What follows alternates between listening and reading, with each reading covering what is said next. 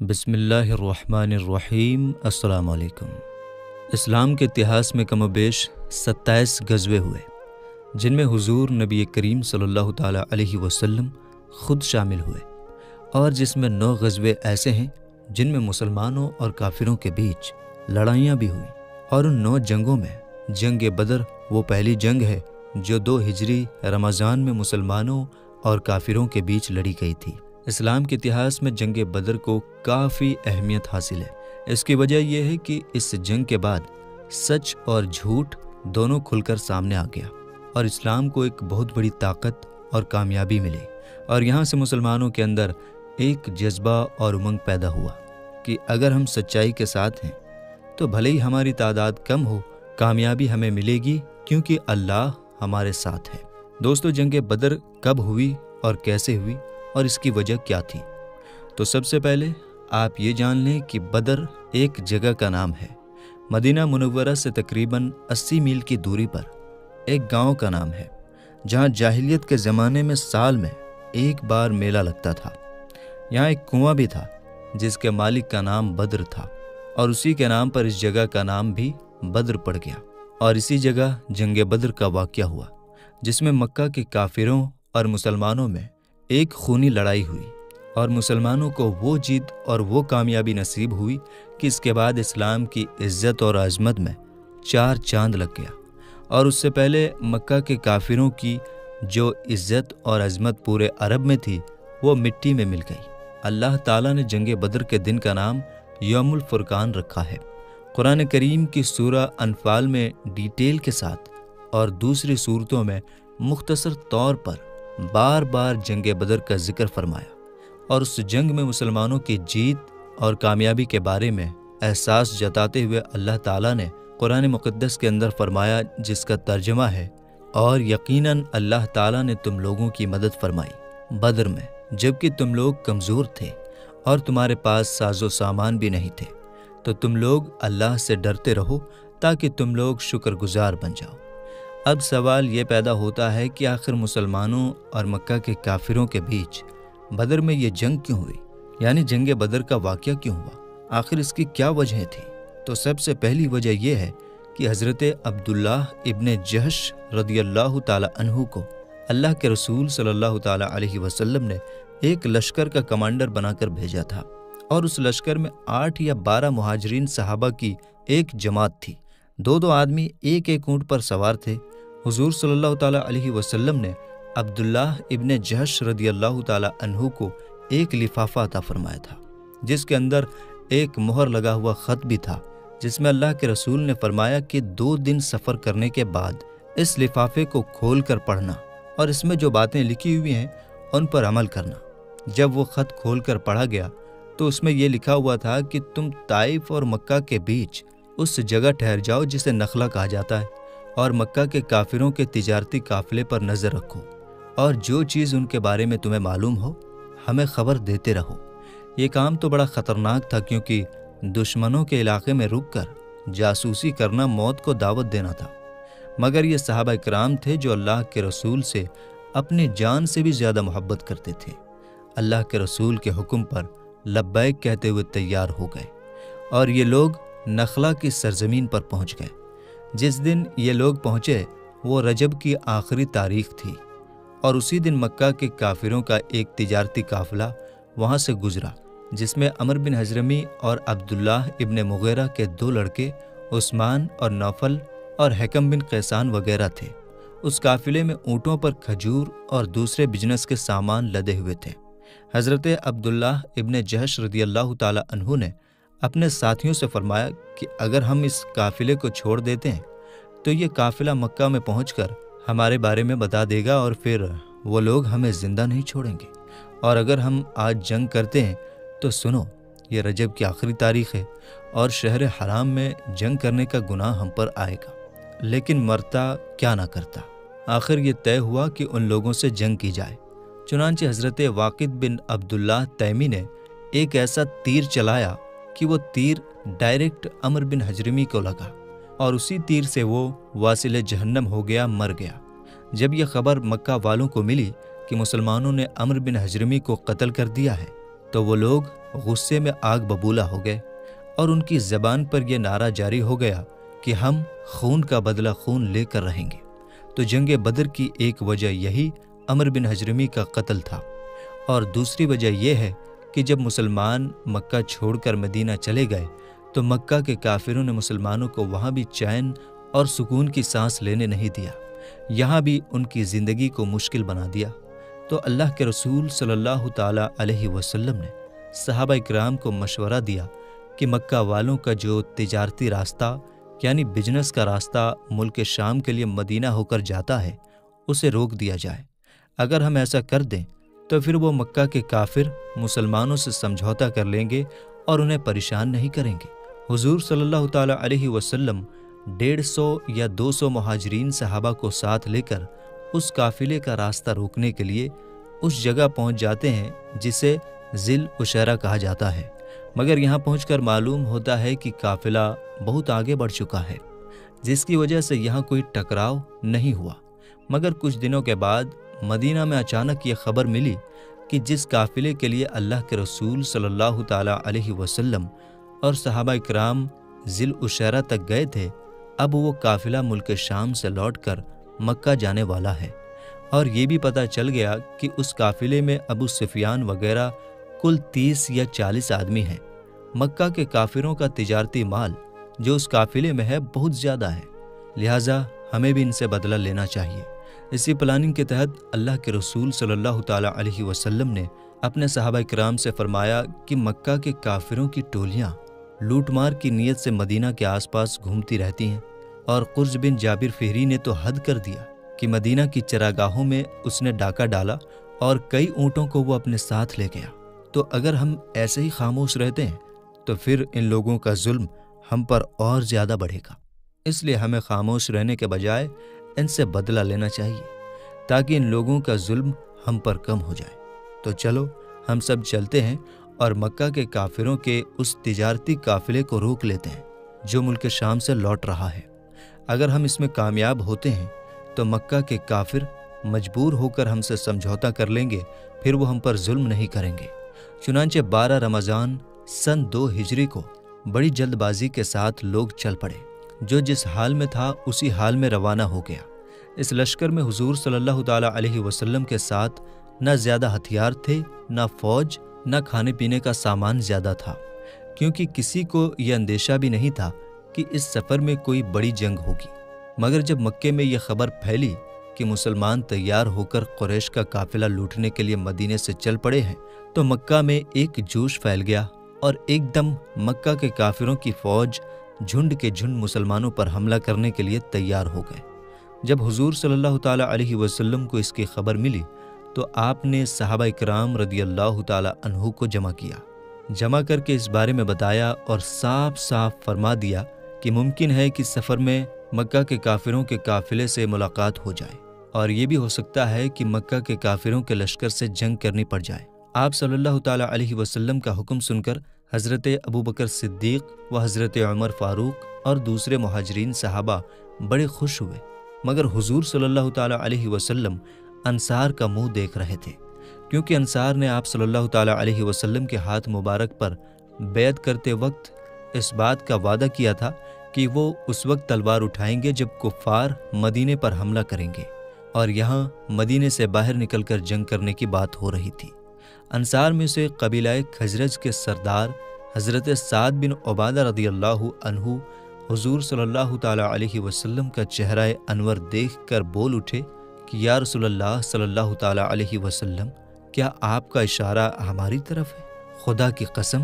ہم وہ جانثار ہیں کہ اگر آپ کا حکم ہو تو ہم سمندر میں کود پڑیں۔ اسی طرح انصار کے ایک اور سردار حضرت مقداد بن اسود رضی اللہ تعالیٰ عنہ نے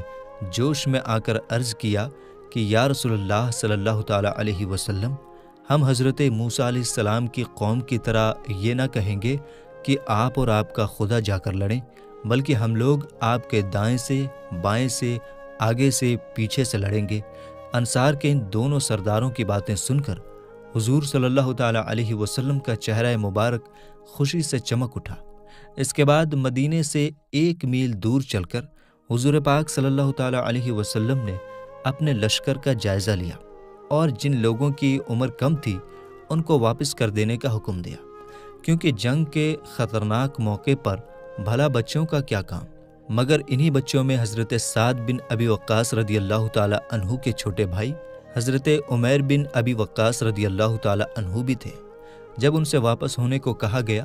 تو وہ مچل گئے اور پھوٹ پھوٹ کر رونے لگے اور کسی بھی طرح واپس ہونے پر تیار نہ ہوئے۔ ان کی بے قراری اور ضد دیکھ کر حضور پاک صلی اللہ تعالی علیہ وسلم کا دل بھر آیا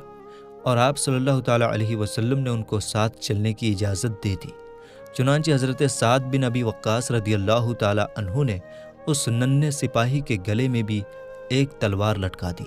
مدینے سے نکلتے وقت نمازوں کے لیے حضرت ابن ام مکتوم رضی اللہ تعالی عنہ کو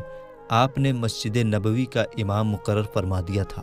یعنی مسجد نبوی میں نماز پڑھانے کی ذمہ داری دے دی تھی۔ لیکن جب آپ مقام روحا یعنی روحا کی جگہ پر پہنچے تو منافقین اور یہودیوں کی طرف سے کچھ خطرہ محسوس ہوا، اس لیے آپ صلی اللہ تعالی علیہ وسلم نے حضرت ابو لبابہ بن عبد المنذر رضی اللہ تعالی عنہ کو مدینے کا حاکم، مدینے کا گورنر مقرر فرما کر ان کو مدینے واپس جانے کا حکم دیا، اور حضرت عاصم بن عدی رضی اللہ تعالی عنہ کو مدینے کے چڑھائی والے گاؤں پر نگرانی رکھنے کا حکم دے دیا۔ اس کے بعد حضور اکرم صلی اللہ تعالی علیہ وسلم بدر کی طرف چل پڑے، جدھر سے مکہ کے کافروں کے آنے کی خبر تھی۔ اب مسلمانوں کی فوج میں کل 313 لوگ تھے،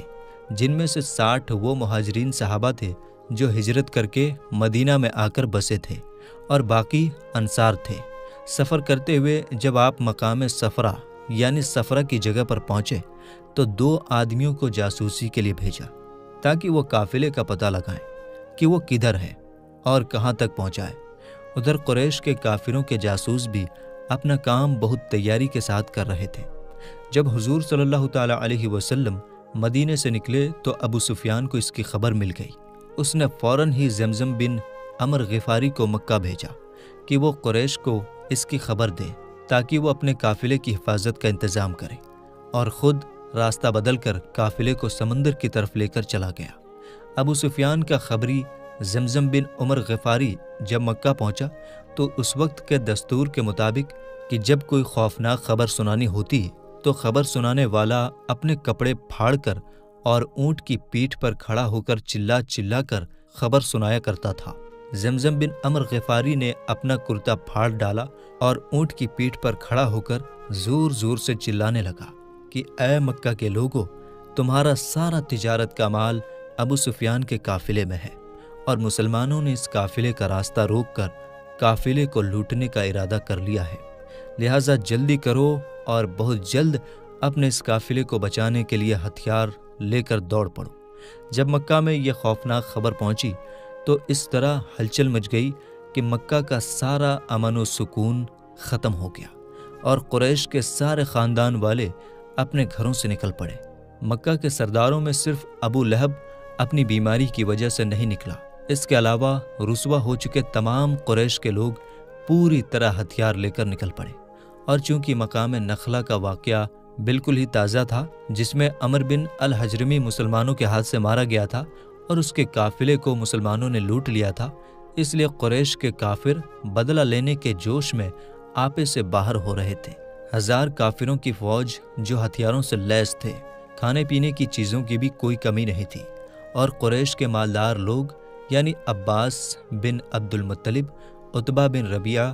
حارث بن عامر، نضر بن الحارث، ابو جہل، امیہ وغیرہ باری باری سے روزانہ 10 اونٹ ذبح کرتے تھے اور پوری فوج کو کھلاتے تھے۔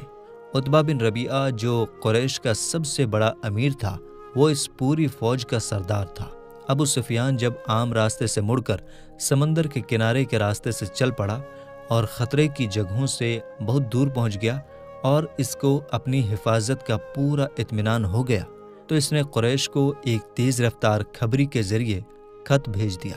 کہ تم لوگ اپنے مال اور آدمیوں کو بچانے کے لیے اپنے گھروں سے ہتھیار لے کر نکل پڑے تھے۔ اب تم لوگ اپنے اپنے گھروں کو واپس لوٹ جاؤ، کیونکہ ہم لوگ مسلمانوں کے حملے اور لوٹ مار سے بچ گئے ہیں اور جان و مال کی سلامتی کے ساتھ ہم مکہ پہنچ رہے ہیں۔ ابو سفیان کا یہ خط مکہ کے کافروں کو اس وقت ملا، یعنی قریش کے کافروں کو اس وقت ملا جب وہ مقام جحفہ میں تھے، یعنی جحفہ کی جگہ پر تھے۔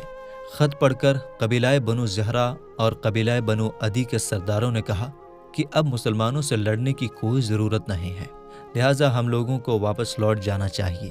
یہ سن کر ابو جہل بگڑ گیا اور کہنے لگا کہ خدا کی قسم، ہم اسی شان کے ساتھ بدر تک جائیں گے، وہاں اونٹ ذبح کریں گے اور خوب کھائیں گے، کھلائیں گے، شراب پیئیں گے، ناچ گانے کی محفلیں جمائیں گے، تاکہ تمام عرب کے قبیلوں پر ہمارا دبدبہ بیٹھ جائے اور وہ ہمیشہ ہم سے ڈرتے رہیں۔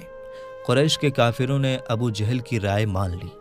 لیکن بنو زہرہ اور بنو عدی کے دونوں قبیلے واپس لوٹ گئے۔ ان دونوں قبیلوں کے سوا باقی قریش کے کافروں کے تمام قبیلے جنگ بدر میں شامل ہوئے۔ مکہ کے کافر چونکہ مسلمانوں سے پہلے بدر میں پہنچ گئے تھے، اس لیے ان لوگوں نے اپنے حساب سے جگہ جگہ پر اپنا قبضہ جما لیا تھا۔ حضور صلی اللہ تعالیٰ علیہ وسلم جب بدر کے قریب پہنچے تو شام کے وقت حضرت علی، حضرت زبیر، حضرت سعد بن ابی وقاص رضی اللہ تعالیٰ عنہم کو بدر کی طرف بھیجا تاکہ یہ لوگ قریش کے کافروں کے بارے میں خبر لائیں۔ ان حضرات نے قریش کے 2 مسلمانوں کو پکڑ لیا جو کافروں کے لشکر کے لیے پانی بھرنے پر لگائے گئے تھے۔ حضور صلی اللہ تعالیٰ علیہ وسلم نے ان دونوں غلاموں سے کہا کہ بتاؤ، کافروں کی فوج میں کافروں کے سرداروں میں سے کون کون ہیں؟ تو دونوں غلاموں نے بتایا کہ عتبہ بن ربیعہ، شیبہ بن ربیعہ، ابو البختری، حکیم بن نظام، نوفل بن خویلد، حارث بن عامر، نضر بن الحارث، زمع بن الاسود، ابو جہل بن ہشام، امیہ بن خلف، سہیل بن عمر بن عبد ود، عباس بن عبد المطلب وغیرہ سب اس لشکر میں موجود ہیں۔ یہ سن کر حضور پاک صلی اللہ تعالیٰ علیہ وسلم نے اپنے صحابیوں سے فرمایا کہ مسلمانوں سن لو، مکہ نے اپنے جگر کے ٹکڑوں کو تمہاری طرف ڈال دیا ہے۔ حضور صلی اللہ تعالیٰ علیہ وسلم جب بدر میں پہنچے تو ایسی جگہ پڑاؤ ڈالا کہ جہاں نہ کوئی کنواں تھا نہ کوئی پانی کا چشمہ، اور وہاں کی زمین اتنی ریتیلی تھی کہ گھوڑوں کے پاؤں زمین میں دھنستے تھے۔ یہ دیکھ کر حضرت عباب بن منذر رضی اللہ تعالیٰ عنہ نے عرض کیا کہ یا رسول اللہ صلی اللہ تعالیٰ علیہ وسلم، آپ نے پڑاؤ کے لیے جس جگہ کو چنا ہے یہ اللہ کے حکم سے ہے یا جنگ کرنے کا کوئی طریقہ ہے؟ آپ صلی اللہ تعالیٰ علیہ وسلم نے فرمایا کہ اس کے بارے میں اللہ تعالیٰ کا کوئی حکم نہیں آیا ہے۔ حضرت حباب بن منذر رضی اللہ تعالیٰ عنہ نے کہا کہ پھر میری رائے میں جنگ کرنے کا بہتر طریقہ یہ ہے کہ ہم کچھ آگے بڑھ کر پانی کے چشموں پر قبضہ کر لیں، تاکہ کافروں نے جن کنووں پر قبضہ کر لیا ہے وہ بیکار ہو جائیں، کیونکہ انہی چشموں سے ان کے کنووں میں پانی جاتا ہے۔ حضور صلی اللہ تعالیٰ علیہ وسلم نے ان کی رائے کو پسند فرمایا اور اسی پر عمل کیا گیا۔ خدا کی شان دیکھیں کہ بارش بھی ہو گئی، جس سے میدان کی گرد اور دھول جم گئی، جس پر مسلمانوں کے لیے چلنا پھرنا آسان ہو گیا، اور کافروں کی زمین پر کیچڑ ہو گئی، جس سے ان کو چلنے پھرنے میں دقت ہو گئی، اور مسلمانوں نے بارش کا پانی روک کر جگہ جگہ حوض بنا لیے تاکہ یہ پانی غسل اور وضو کے کام آئے۔ اسی احسان کو خداوند عالم نے قرآن میں اس طرح بیان فرمایا کہ اور خدا نے آسمان سے پانی برسا دیا تاکہ وہ تم لوگوں کو پاک کرے۔ 17 رمضان 2 ہجری جمعہ کی رات تھی۔ تمام فوج تو آرام و چین کی نیند سو رہی تھی، مگر ایک سرکار دو عالم صلی اللہ تعالیٰ علیہ وسلم ساری رات خداوند عالم سے دعا کرتے رہے۔ صبح ہوئی تو آپ صلی اللہ تعالیٰ علیہ وسلم نے لوگوں کو نماز کے لیے جگایا، پھر نماز کے بعد قرآن کی آیت جہاد سنا کر ایسی تقریر کی کہ اسلام کے سپاہیوں کے اندر جنگ کا جذبہ اور بھڑک گیا اور لوگ میدان جنگ کے لیے تیار ہونے لگے۔ رات ہی میں کچھ صحابہ کرام کے ساتھ آپ صلی اللہ تعالیٰ علیہ وسلم نے جنگ کے میدان کا جائزہ لیا۔ اس وقت ہاتھ مبارک میں ایک چھڑی تھی، آپ اسی چھڑی سے زمین پر نشان بناتے تھے اور یہ فرماتے جاتے تھے کہ یہ فلاں کافر کے قتل ہونے کی جگہ ہے اور کل یہاں فلاں کافر کی لاش پڑی ہوئی ملے گی۔ چنانچہ ایسا ہی ہوا کہ آپ صلی اللہ تعالیٰ علیہ وسلم نے جس جگہ جس کافر کے قتل کا نشان بتایا تھا اس کافر کی لاش ٹھیک اسی جگہ پائی گئی۔ ان میں سے کسی ایک کی لاش بھی نشان سے بال برابر بھی باہر نہیں گئی۔ اس حدیث سے صاف طور پر یہ بات ثابت ہو جاتی ہے کہ کون کب اور کہاں مرے گا۔ ان دونوں غیب کی باتوں کا علم اللہ تعالیٰ نے اپنے حبیب صلی اللہ تعالیٰ علیہ وسلم کو عطا فرمائی تھی۔ قریش کے کافر لڑنے کے لیے بےتاب تھے، مگر ان لوگوں میں کچھ سوجھ بوجھ رکھنے والے لوگ بھی تھے جو خون خرابے کو پسند نہیں کرتے تھے۔ چنانچہ حکیم بن حزام جو بعد میں مسلمان ہو گئے بہت ہی نرم مزاج کے تھے۔ انہوں نے اپنی فوج کے سردار عتبہ بن ربیعہ سے کہا کہ آخر اس خون خرابے سے کیا فائدہ؟ میں آپ کو ایک بہت ہی خاص مشورہ دیتا ہوں، وہ یہ کہ قریش کی جو کچھ مانگ ہے وہ عمرو بن الحجرمی کا خون ہے اور وہ آپ کا دوست ہے، آپ اس کو ان کے حوالے کر دیجیے۔ اس طرح سے یہ لڑائی ٹل جائے گی اور آج کا دن آپ کی زندگی کے اتہاس میں آپ کے نیک کام کی یادگار بن جائے گا کہ آپ کی کوششوں سے ایک بہت ہی خوفناک اور خون خرابے والی لڑائی ٹل گئی۔ عتبہ خود ہی بہت اچھی سوجھ بوجھ رکھنے والا آدمی تھا۔ اس نے خوشی سے اس خاص مشورے کو قبول کر لیا، مگر اس معاملے میں ابو جہل کی منظوری بھی ضروری تھی۔ چنانچہ حکیم بن حزام جب عتبہ بن ربیعہ کی یہ خبر لے کر ابو جہل کے پاس گئے تو ابو جہل غصے سے بھڑک گیا اور اس نے ایک خون کھولا دینے والا طعنہ مارا اور کہا کہ ہاں میں خوب سمجھتا ہوں کہ عتبہ کی ہمت نے جواب دے دیا ہے، کیونکہ اس کا بیٹا حذیفہ مسلمان ہو کر اسلامی فوج کے ساتھ آیا ہے اور اسی لیے وہ جنگ سے پیچھے ہٹ رہا ہے تاکہ اس کے بیٹے پر آنچ نہ آئے۔ پھر ابو جہل نے اسی پر بس نہیں کیا بلکہ عمرو بن الحجرمی جو قتل ہو گیا تھا اس کے بھائی عامر بن الحجرمی کو بلا کر کہا کہ دیکھو تمہارے بھائی کے خون کا بدلہ لینے کی ساری اسکیم، ساری پلاننگ تہس نہس ہوئی جا رہی ہے،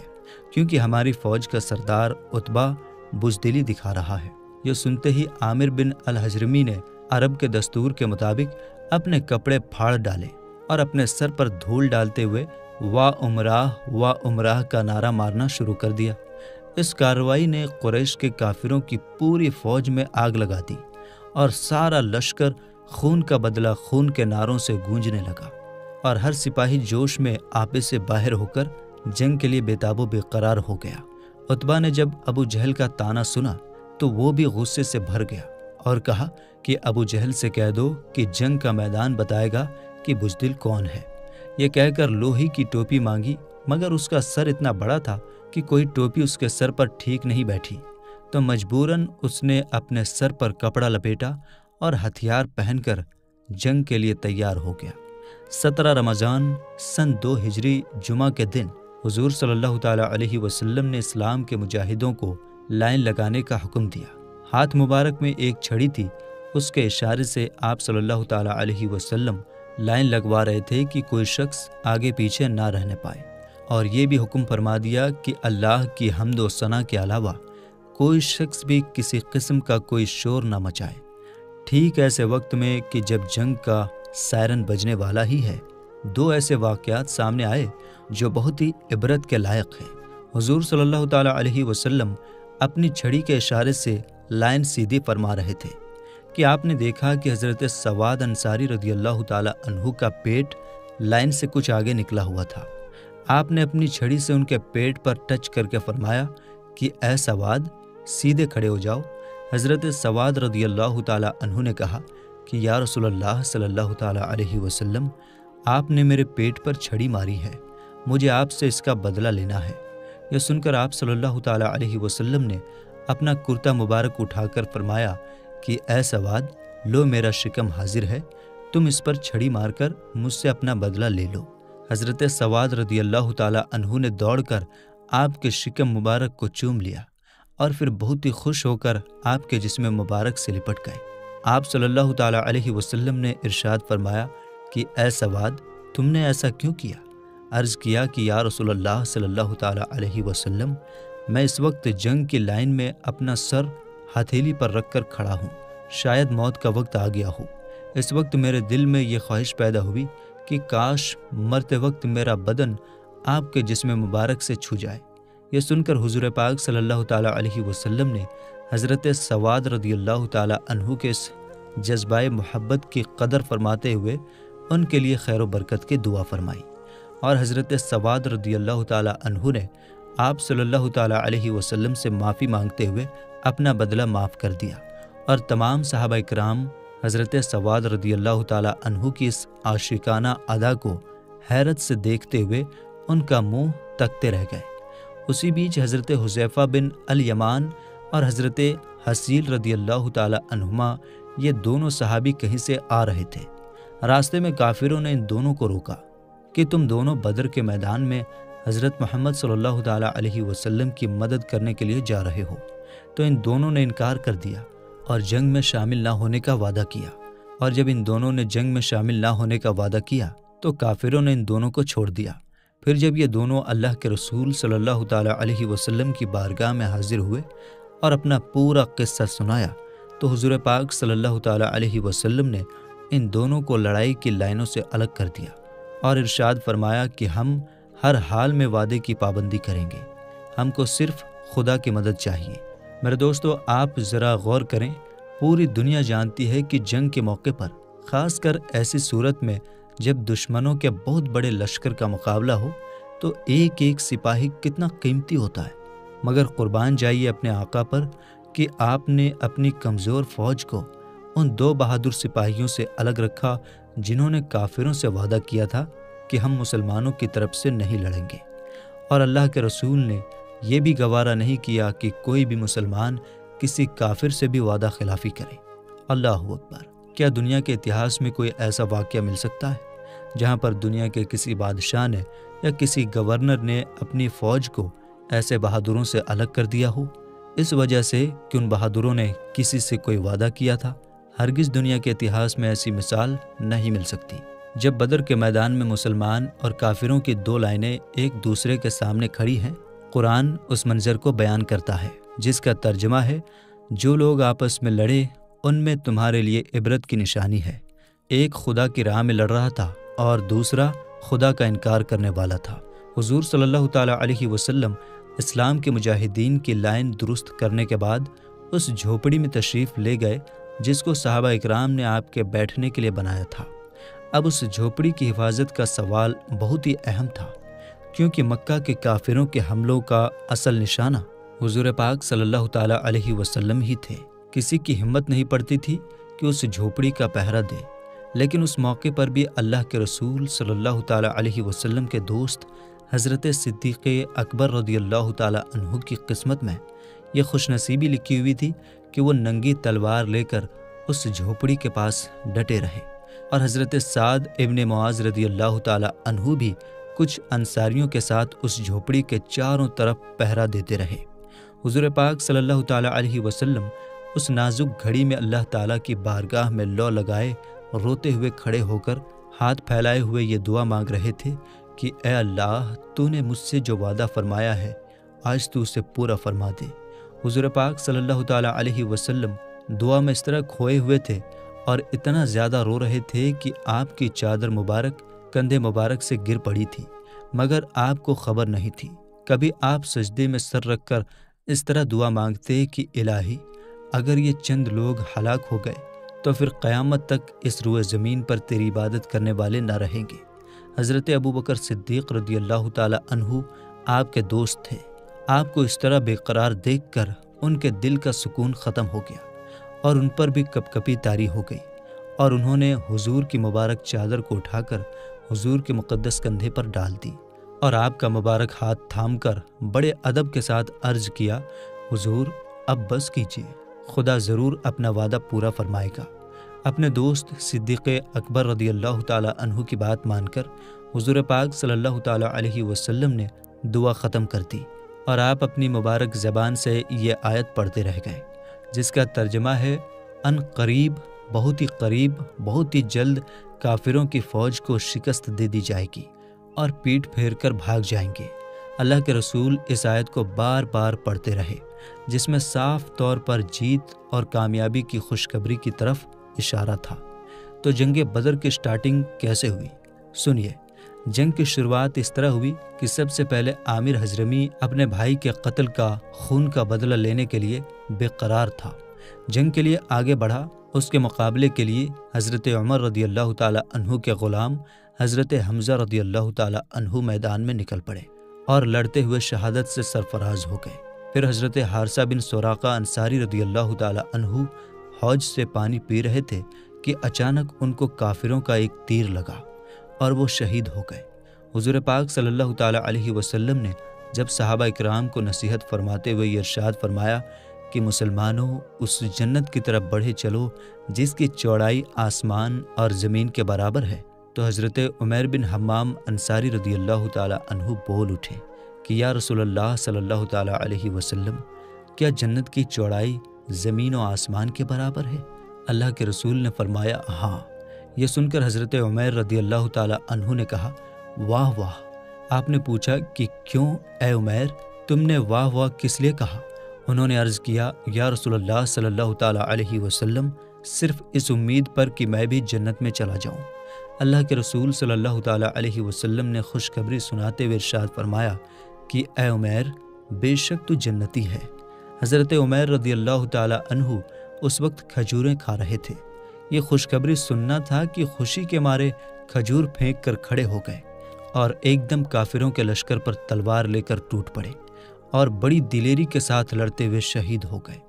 کافروں کا کمانڈر عتبہ بن ربیعہ اپنے سینے پر شتر مرغ کا پر لگائے ہوئے اپنے بھائی شیبہ بن ربیعہ اور اپنے بیٹے ولید بن عتبہ کو ساتھ لے کر غصے میں بھرا ہوا اپنی لائن سے نکل کر مقابلے کے لیے چیلنج کرنے لگا۔ اسلامی لائنوں میں سے حضرت عوف اور حضرت معاذ اور حضرت عبداللہ ابن رواحہ رضی اللہ تعالیٰ عنہم مقابلے کے لیے نکلے، اس کے چیلنج کا جواب دینے کے لیے نکلے۔ عتبہ نے ان لوگوں کے نام اور خاندان کے بارے میں پوچھا۔ جب معلوم ہوا کہ یہ لوگ انصاری ہیں تو عتبہ نے کہا ہم کو تم لوگوں سے کوئی مطلب نہیں۔ پھر عتبہ نے چلا کر کہا اے محمد صلی اللہ تعالیٰ علیہ وسلم، یہ لوگ ہمارے مقابلے کے لائق نہیں ہیں۔ قریش کے ان لوگوں کو ہم سے لڑنے کے لیے میدان میں بھیجو جو مسلمان ہو چکے ہیں، اور مکہ میں وہ بڑی ہی عزت والے تھے۔ حضور پاک صلی اللہ تعالیٰ علیہ وسلم نے حضرت حمزہ، حضرت علی اور حضرت عبیدہ رضی اللہ تعالیٰ عنہم کو حکم دیا کہ آپ لوگ ان تینوں کے مقابلے کے لیے نکلیں۔ چنانچہ یہ تینوں بہادر میدان میں نکل پڑے، اور چونکہ ان تینوں حضرات نے سر پر ایسی چیز پہن رکھی تھی جس سے ان کے چہرے چھپ گئے تھے، اس لیے عتبہ نے ان تینوں حضرات کو نہیں پہچانا اور پوچھا تم لوگ کون ہو؟ جب ان تینوں نے اپنے اپنے نام اور خاندان کے بارے میں بتایا تو عتبہ نے کہا ہاں، اب تم لوگ ہمارے قابل ہو۔ جب ان لوگوں میں جنگ شروع ہوئی تو حضرت حمزہ، حضرت علی، حضرت عبیدہ ابن جراح رضی اللہ تعالیٰ عنہم نے اپنی ایمانی طاقت کو اس انداز میں دکھایا کہ بدر کی زمین دہل اٹھی اور کافر کے دل تھرا گئے، اور ان کی جنگ کا انجام یہ ہوا کہ حضرت حمزہ نے عتبہ کا مقابلہ کیا۔ دونوں بہت ہی بہادری کے ساتھ لڑتے رہے، مگر آخر میں حضرت حمزہ رضی اللہ تعالیٰ عنہ نے اپنی تلوار کے وار سے مار مار کر عتبہ کو زمین پر ڈھیر کر دیا۔ ولید نے حضرت علی سے جنگ کی، دونوں نے ایک دوسرے پر بڑھ چڑھ کر جان لیوا حملہ کیا اور خوب لڑے، لیکن حضرت علی نے ولید کو مار گرایا اور وہ ذلت اور رسوائی کے ساتھ قتل ہو گیا مگر عتبہ کے بھائی شیبہ نے حضرت عبیدہ رضی اللہ تعالیٰ عنہ کو اس طرح زخمی کر دیا کہ وہ زخموں کو برداشت نہ کر کے زمین پر بیٹھ گئے۔ یہ منظر دیکھ کر حضرت علی رضی اللہ تعالیٰ عنہ آگے بڑھے اور آگے بڑھ کر شیبہ کو قتل کر دیا، اور حضرت عبیدہ رضی اللہ تعالیٰ عنہ کو اپنے کاندھے پر اٹھا کر اللہ کے رسول کی بارگاہ میں لائے۔ ان کی پنڈلی ٹوٹ کر چور ہو گئی تھی اور نلی کا گودا بہہ رہا تھا۔ اس حالت میں عرض کیا کہ یا رسول اللہ صلی اللہ تعالیٰ علیہ وسلم، کیا میں شہادت سے محروم رہا؟ مجھے شہادت نصیب نہیں ہوئی۔ اللہ کے رسول نے ارشاد فرمایا نہیں، ہرگز نہیں، بلکہ تم شہادت سے سرفراز ہو گئے ہو۔ حضرت عبیدہ رضی اللہ تعالیٰ عنہ نے کہا یا رسول اللہ، اگر آج میرے اور آپ کے چچا ابو طالب زندہ ہوتے تو مان لیتے کہ انہوں نے جو شعر کہا ہے وہ شعر میرے ہی لیے ہے، اور وہ شعر یہ ہے جس کا ترجمہ ہے ہم محمد صلی اللہ تعالیٰ علیہ وسلم کو اس وقت دشمنوں کے حوالے کریں گے جب ہم ان کے اگل بگل سے لڑ کر پچھاڑ دیے جائیں گے، اور ہم اپنے بیٹے اور بیویوں کو بھول جائیں گے۔ تو میرے دوستو، حضور پاک صلی اللہ تعالیٰ علیہ وسلم کی پوری زندگی پر بننے والی سیریز کا یہ 10واں پارٹ تھا اور جنگ بدر کا پہلا پارٹ۔ اب انشاءاللہ اس کے آگے ہم حضور پاک صلی اللہ تعالیٰ علیہ وسلم کی زندگی کا 11واں پارٹ اور جنگ بدر کا دوسرا پارٹ سنیں گے۔ تو ہم امید کرتے ہیں کہ یہ ویڈیو آپ کو بے حد پسند آئی ہوگی۔ ویڈیو پسند آنے کی صورت میں لائک کیجیے گا، اور اگر ویڈیو آپ کو اچھی طرح سے سمجھ میں آ رہی ہے تو کمنٹ باکس میں ضرور بتائیے تاکہ آگے ہم آپ کو اور آسان طریقے سے سمجھا سکیں۔ ملیں گے انشاءاللہ تعالی اگلی ویڈیو میں۔ السلام علیکم، اللہ حافظ۔